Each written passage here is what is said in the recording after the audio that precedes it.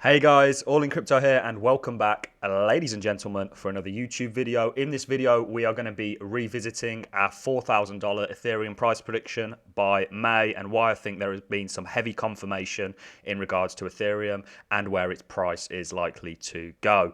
So without further ado, guys, let's jump straight into this video. And I want to start by sort of outlining what we're going to take a look at. In this video, of course, we're going to look at Ethereum and its price today. We're going to look at Ethereum and how it's still following Bitcoin in terms of its structure. We're going to look at the overall market and how much, and the sort of volume of money in it. And what we're going to be doing is we're going to be revisiting 2017, and we're going to be looking at how April and May performed back in 2017. There are certain periods throughout a year where markets, on an average, will perform better in terms of, will be more positive than negative. There'll be more money coming in, etc., etc.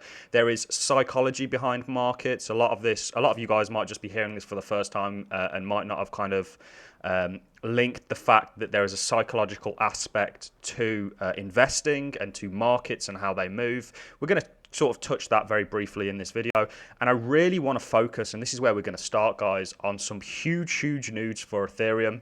This not only validates Ethereum and its new role in our current financial system, but it validates the entire crypto market. And that is, Visa now allows payments to be settled using crypto on Ethereum blockchain. So it's in the form of of the USDC, which is a stable coin. For those of you out there who do not yet realize, we've made plenty of videos where we've spoken about Ethereum being undervalued. The reason we think Ethereum is so undervalued, and we love Bitcoin, we think Bitcoin is a great store of value. It is it's the original, it's the OG crypto. There is a lot going on for Bitcoin, but the simplicity and the simple fact is that Ethereum has more usability capable. It's more usable. It has an extra layer. How Ethereum came into existence was they looked at Bitcoin and said, hey, let's add an extra layer to this. Let's evolve this technology. Let's evolve the blockchain. And then you had Ethereum where you see smart contract capabilities being onboarded onto the blockchain.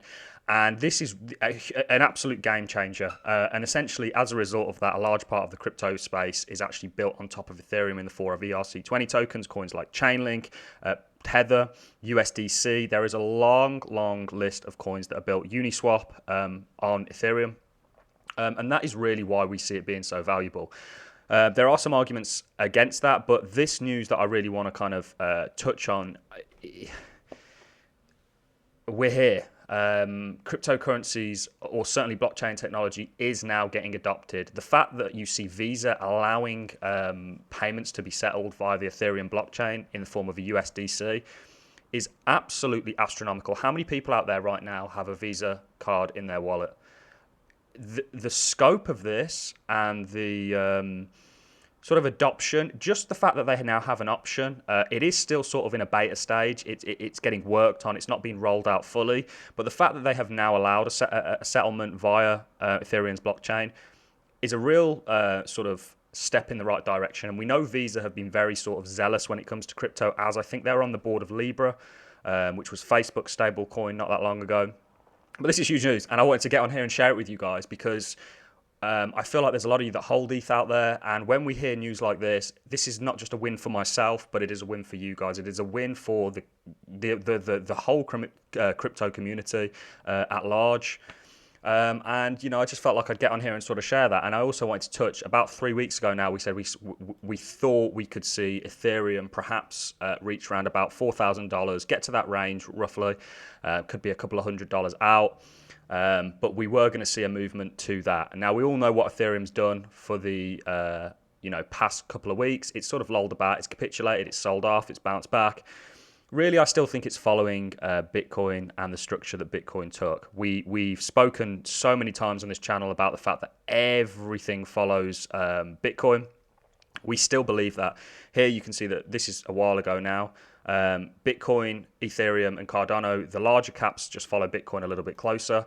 And of course, you are going to see more volatility in coins that have a significantly smaller market cap because it's easier to make them volatile. And what I want to focus on is what Bitcoin essentially did. This is quickly, and then we'll look at the total too. Lots to cram into this video, but I thought this was important. I thought I'd kind of give you Ethereum holders out there an update on where I'm at. We're going to do one for Cardano. We're going to do one for another of other. We're going to be doing a lot of coin reviews on this channel now because there's so many coins out there. We're going to be touching on Filecoin that I don't really think people understand. People just see them as an investment. I want to give you a bit of background knowledge on those coins so that it can kind of help your overall sort of decisions, perhaps.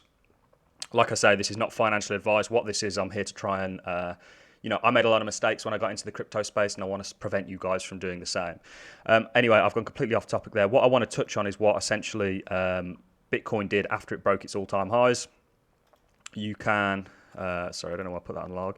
You can see here, this line that I've highlighted. I'll make it a little bit thicker for you. We all like a bit of thickness. You can see after we sort of went above our all-time highs in Bitcoin, we capitulated. I think Ethereum is doing a similar thing now, and I think essentially what you then have to come for Ethereum, Bitcoin essentially did a 2x after that. So it went from around about $22,000, $21,000 all the way up to around about $42,000 in a pretty short period of time, a month or so, not even really a month. I think Ethereum, you are now going to see a similar thing happen with Ethereum, which would take us, in my kind of view, to around about $4,000. To me is pretty apparent. I think that Ethereum is still absolutely following Bitcoin, and of course Bitcoin follows a 4-year cycle theory. You can see that here. Each one of these kind of dips and these kind of arcs are essentially the 4-year cycle theory, and the last year of the 4 years is our prior 2017, and now in 2021 sort of epic bull market that everyone gets rich. It doesn't work like that, by the way, guys. A lot of people out there that hold crypto right now and are in profits will actually end up potentially not making the sort of money that they thought they would. Timing this market is dangerous, but you need to absolutely have a cash out plan if your aim is to walk away from this year with money. Because a lot of people, similar in 2017, just the euphoria took over and they thought this thing was just going to continue to keep going, and it didn't. And they actually ended up, some people who bought and were hundreds of percent in the profit ended up actually going minus. So you've got to be very careful, and that's what this channel's hopefully here to sort of warn you on, perhaps. But we still have a lot to come for this year. I think Ethereum is going to do fantastic. The Visa news is absolutely mind-blowing, in my opinion. I think the price is perhaps reacting, but I don't really think it's reacting to the true value of this news. We've spoken a lot about price and value being a different thing. Price is only one metric to kind of equate value to. So it's only one way to judge value, price. Value can be in the form of sentimental. It can be in the form of usage. It can be, I'm sure there's lots of you out there that felt you have had good deals on things, irrelevant to the price. And when we talk about Ethereum, and like I say, the fact that Ethereum is, really the builder for the majority of the crypto ecosystem. And yes, we do have rising stars like Binance Smart Chain, Cardano, Polkadot, even things like Algorand, Harmony One. We do have a lot of competitors now stepping into the space. The fact of the matter is, and I own pretty much every smart contract out there, certainly in the top 100. Ethereum is still that big boy in the room. He's essentially the first, and he's benefited as a result of that.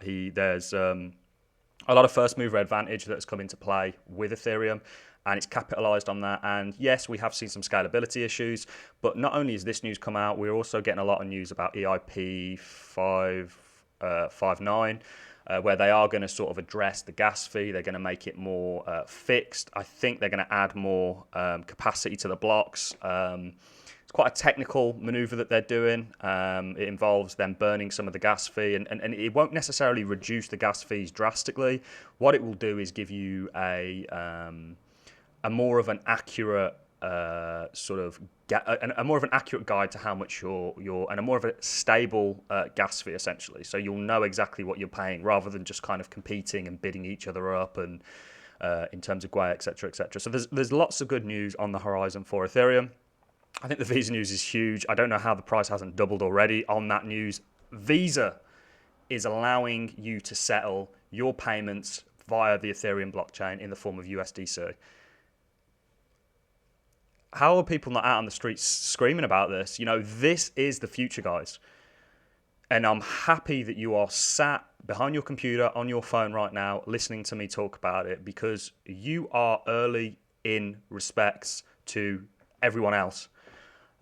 Yes, you're not early in comparison with people like myself that were here in 2017. I'm not early in comparison with people that were here in 2009 or 10 or 12 or 14. But in the grand scheme of things, when you talk about how much adoption is yet to come for this technology, you are still absolutely early. And are we going to see perhaps a bear market? Are we going to follow the 4-year cycle theory and enter a bear market after, this year? In the grand scheme of things, it really doesn't matter, because if you bought in 2017, even right at the top, you'd have 3 extra money. Whereas if you had that sat in a bank, it would have got whittled away at what they say is about 3% a year, what I believe is more like 10 to 12% a year, and has now just been hyper devalued your cash. There is an element of risk involved with cryptos, is really what I'm trying to say here, but there is even more risk, in my opinion, involved with just being sat there and doing nothing. I think it is better to try and fail than to not have tried at all and spend your time wondering about how it could have gone. At least you have kind of confirmation if you do one and not the other. And then let's talk about sort of the total money in crypto, and really what I want to focus on here, and we'll wrap the video up now, and I'll leave you on this kind of note, is what Ethereum, not Ethereum, sorry, this is the overall crypto market, did back in April, May last year. It started going on a run. Isn't it funny when we talk about following the Bitcoin 4-year cycle theory? We really have followed it today, even in the terms that we had a sell-off in March. With the turn of April, you see a new kind of direction take place, and April and May are fantastic, and it took the overall crypto market from around about 19 billion all the way up to around about 57 billion, 57.8 billion. So a 2.5x roughly. Well, more than a 2.5x, nearly a 3x in 2 months. And you could see the same thing take place. Remember, that's the overall crypto market. So if you see that distributed in a similar way to what we have now, Ethereum essentially would hit that $4,000 roughly. So that is all I have for you in this video, guys. I'm going to love and leave you. I hope you have enjoyed this content. If you have, a like is always appreciated. A comment, let me know your thoughts. I do these videos for you.